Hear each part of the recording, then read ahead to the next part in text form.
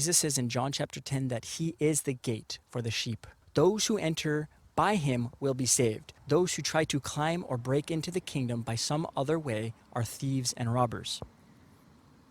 I'll just read a quick passage here about Israel, but it applies to us today because many are on the same path as the Jews that this was written about. Romans 10:1-4, it says, "Brothers, my heart's desire and prayer to God for the Israelites is for their salvation. For I testify about them that they are zealous for God, but not on the basis of knowledge, because they were ignorant of God's righteousness and sought to establish their own righteousness. They did not submit to God's righteousness. For Christ is the end of the law to bring righteousness to everyone who believes."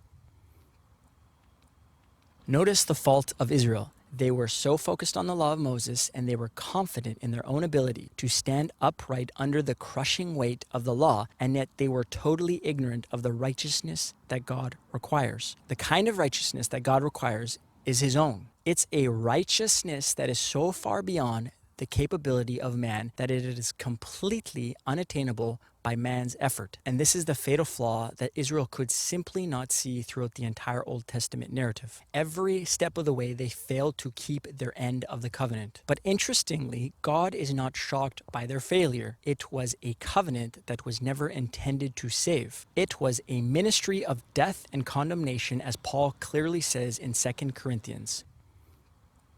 So God became a man in the person of Jesus Christ. He mirrored the steps of the Old Testament Israel. Every step that Israel failed, he succeeded. He fulfilled all the law and all the prophets and stood before his own people, but they could not see him for who he was, the righteousness of God.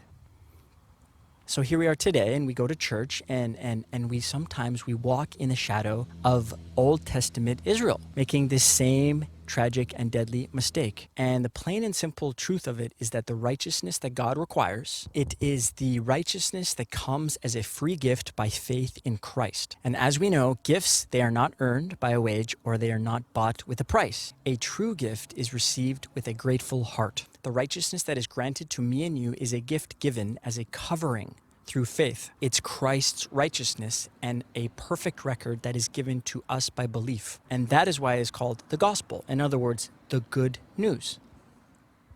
Romans 4:4 says, "Now the wages of the worker are not credited as a gift, but as an obligation. However, to the one who does not work, but believes in him who justifies the ungodly, his faith is credited to him as righteousness."